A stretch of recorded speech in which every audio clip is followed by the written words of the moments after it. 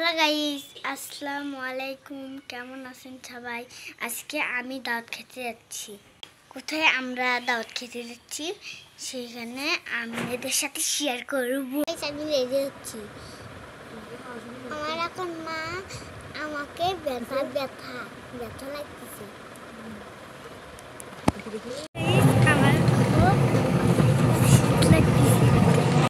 আমরা ভ্যান থেকে নামার পর দেখি রান্না এখনো শেষ হয়নি।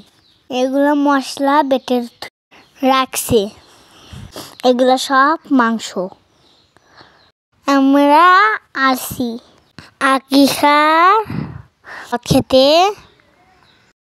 আমরা এখন রুমে আসলাম আর আকিকা তাকে আমি দেখতে আসলাম।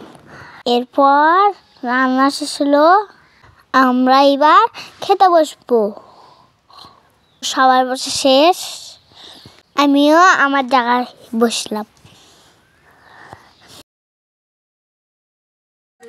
আমরা এখন খেতে বসবো। আমার এই ভিডিওটা দেখে যদি আপনাদের ভালো লেগে থাকে তাহলে চ্যানেলটা সাবস্ক্রাইব করে দিবেন।